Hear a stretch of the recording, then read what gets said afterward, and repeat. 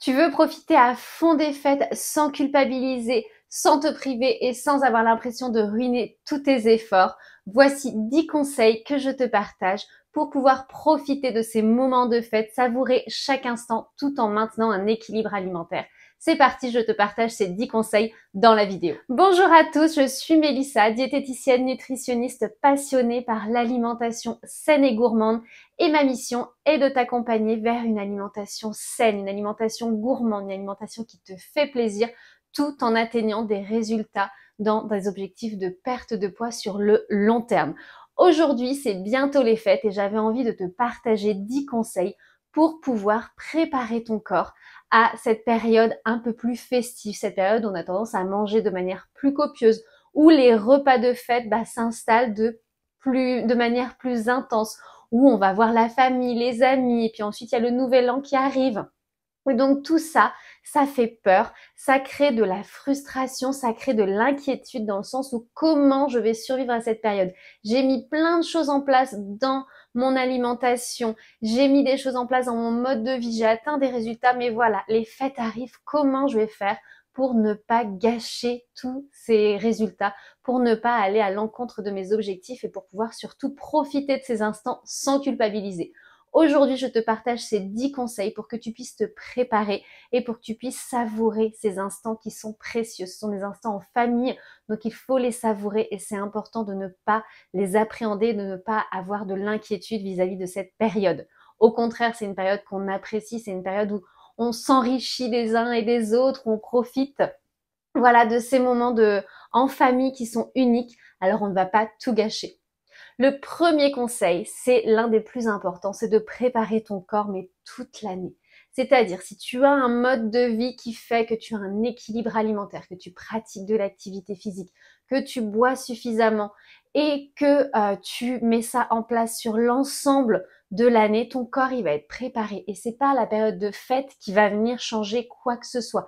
C'est comme quand on part en vacances. Moi, j'ai beaucoup de patientes qui s'inquiètent lorsqu'elles viennent au mois de juin, juillet en disant bah oui mais je pars en vacances. Et ben ce qui est sûr c'est que quand elles reviennent, elles n'ont pas pris de poids en fait, elles n'ont pas perdu forcément, mais elles n'ont pas pris parce que le corps il stabilise et pendant les fêtes c'est pareil. Si ton alimentation est équilibrée au quotidien, si tu as une alimentation riche en légumes, en protéines, sans oublier les féculents, et que tu ne te prives pas toute l'année juste pour pouvoir savourer ces moments-là, que tu manges de manière sereine et équilibrée, ton corps va être préparé. Donc premier conseil, c'est de le préparer le plus en amont possible et de faire de l'équilibre alimentaire un mode de vie, non pas un objectif juste avant les fêtes, on fait attention, c'est vraiment un mode de vie. Et justement, le deuxième conseil, c'est de ne pas trop se priver, ne pas débuter de régime juste avant les fêtes. Le corps, il va pas comprendre, tu vas le priver pendant un moment et après, là, c'est l'afflux au niveau calories et au niveau quantité et du coup, le corps, il comprend pas et il va stocker énormément. Donc, faire un régime juste avant les fêtes, mauvaise idée. Équilibrer son alimentation, par contre, oui. Mais les régimes ou sauter des repas, faire le jeûne intermittent ou des choses comme ça va aller à l'encontre de tes objectifs. Le troisième conseil, c'est de faire le plein de fibres, des légumes, des fruits. On nous en donne à foison, la nature nous en produit énormément, il faut en profiter. C'est là où il y a des vitamines, des minéraux et on en a besoin en ce moment. Il fait pas très chaud, les corps sont un petit peu fatigués, nos organismes luttent contre le froid, contre les virus qui s'accumulent un petit peu et donc il nous faut des vitamines et des minéraux.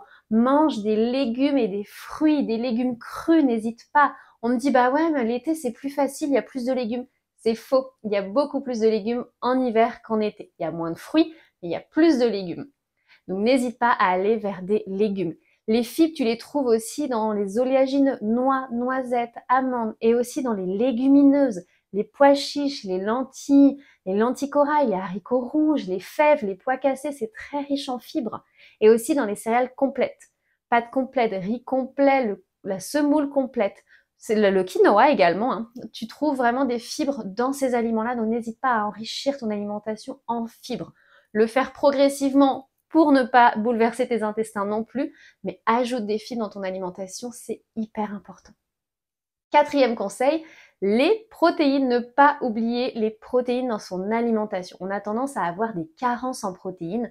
ce qui fait qu'on ne peut pas forcément créer suffisamment de masse musculaire. Donc même si tu fais de l'activité physique tous les jours, si tu ne consommes pas suffisamment de protéines, les effets ils vont être atténués par rapport à ce que tu obtiendrais si tu avais suffisamment de protéines. Et favorise les protéines maigres, les œufs, le poisson, la viande blanche, le porc. Évite tout ce qui est viande grasse ou tout ce qui est transformé, tout ce qui est cordon bleu, nuggets, tout ça, le poisson pané. On a peu de protéines de qualité dans ces aliments-là. Donc des protéines maigres, ça va t'aider justement à équilibrer ton repas. 5e conseil, il est évident, mais pas toujours à appliquer, surtout quand on commence à voir les chocolats arriver dès début novembre dans les magasins, c'est de limiter tout ce qui est aliments sucrés, surtout pris de manière isolée. Le petit chocolat à la pause à 10 heures, les petits chocolats à 15 heures et on en reprend à 17 heures ou en fin de journée dans la soirée devant le canapé, c'est une mauvaise idée. Si tu souhaites équilibrer tes repas, si tu souhaites anticiper les fêtes et atteindre des objectifs durables, il faut absolument limiter les aliments sucrés et surtout en dehors des repas. C'est-à-dire qu'on t'a offert une boîte de chocolat, t'adores le chocolat, bien sûr savoure le chocolat mais plutôt en fin de repas, en accompagnant le dessert par exemple. Si tu le prends de manière complètement isolée, juste un chocolat comme ça va faire monter ta glycémie, ça va favoriser le stockage et ça peut favoriser le manque de concentration, la fatigue et les envies de grignoter par la suite. Donc moins de sucre dans ton alimentation, des apports sucrés, oui, mais de qualité et pas de manière isolée. 6e conseil, c'est de favoriser un sommeil de qualité. Il est trop négligé. Mais un sommeil de qualité, ça va te permettre de bien fabriquer les hormones de la faim et de la satiété. L'équilibre se fait pendant la nuit. Si tu ne dors pas suffisamment, tu risques d'avoir faim tout au cours de la journée et ne pas ressentir de satiété et donc de manger plus. En plus de ça, un corps fatigué, c'est un corps qui est plus vulnérable au stress et le stress fait stocker. C'est un corps qui aura moins envie de faire de l'activité physique et qui va avoir tendance à vouloir compenser la fatigue en te demandant des apports plutôt gras et sucrés. Donc, ça ne va pas forcément t'aider à perdre du poids. Ça va plutôt compromettre tes objectifs et ça va te perturber avant les fêtes parce que tu vas être fatigué arrivé aux fêtes, tu vas pas pouvoir profiter du moment ou alors tu vas avoir des envies alimentaires avec des repas plus copieux où tu vas manger plus rapidement également. Ça a plein de petits effets comme ça, boule de neige, mais plutôt néfastes lorsque tu dors pas suffisamment. 7e conseil, c'est l'activité physique. N'oublie pas de bouger. Ton corps, il a besoin de bouger, il a besoin d'être tonique. On a besoin, en fait, nous, de bouger pour apporter de l'oxygène, pour faire bouger la lymphe, mais aussi pour créer de la masse musculaire. Cette masse musculaire va permettre une perte de poids sur le long terme. C'est la clé, je le répéterai jamais assez. Mais un corps musclé dépense de l'énergie même au repos. Donc, à l'approche des fêtes, force-toi entre guillemets à bouger plus.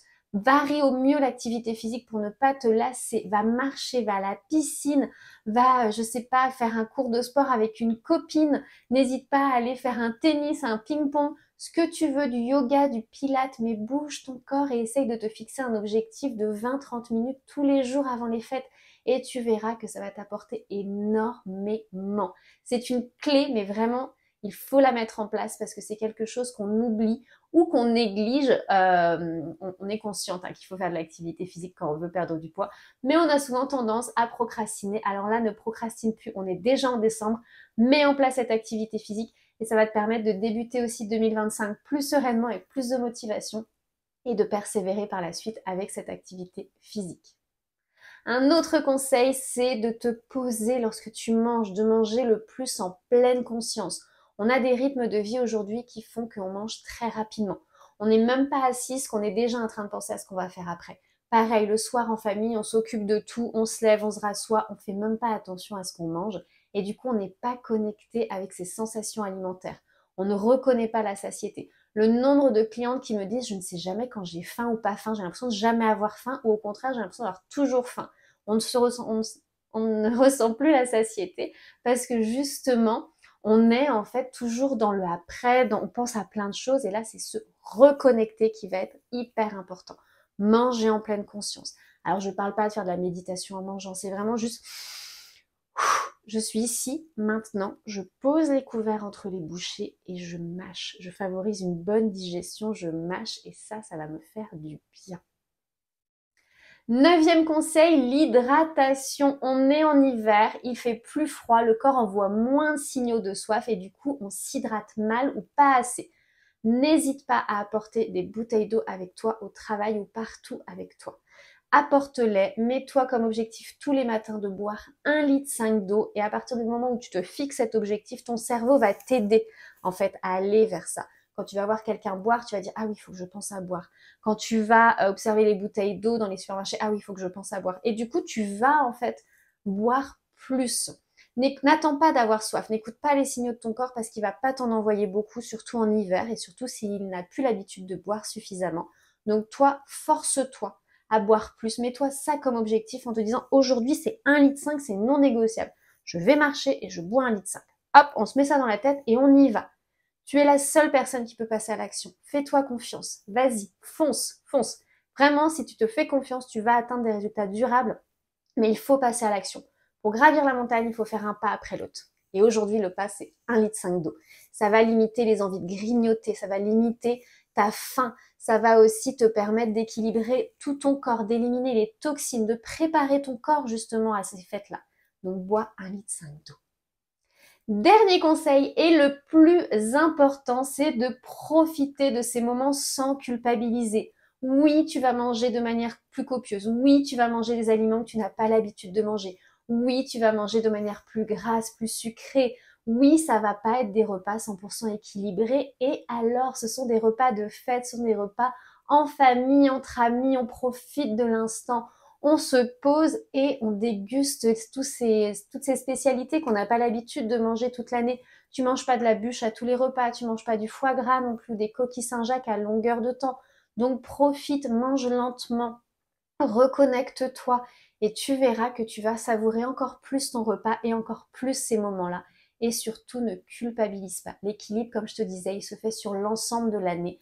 Ce n'est pas une petite semaine de repas plus copieux qui va forcément aller à l'encontre de tes objectifs. Au contraire, moins tu vas te priver, moins tu vas créer de frustration et moins tu auras envie, entre guillemets, de compenser sur les repas qui vont venir après. Et comme ça, on débute 2025 sereinement ensemble et on continue vers des résultats durables. C'est tout pour cette vidéo, c'était 10 conseils pour que tu puisses passer des fêtes sereines et profiter de ces moments tout en maintenant un équilibre alimentaire. J'espère que tu as fait le plein de conseils. En attendant la prochaine vidéo, je te souhaite une excellente journée. N'hésite pas à me laisser un petit commentaire ou à ajouter des petits conseils si tu en as pour les personnes qui regardent cette vidéo. N'hésite pas également à liker la vidéo en cliquant sur le pouce qui est juste là ou juste là, je sais pas trop. Mais en tout cas, moi, ça m'aide beaucoup pour référencer la vidéo et pour me faire connaître. Et puis, n'hésite pas à t'abonner également à la chaîne dans laquelle je te partage plein de conseils, que ce soit sur le mindset ou l'alimentation et également sur tout ce qui peut concerner l'équilibre dans ta vie pour que tu puisses atteindre des résultats durables. Je te souhaite une excellente journée et surtout de très belles fêtes. À bientôt!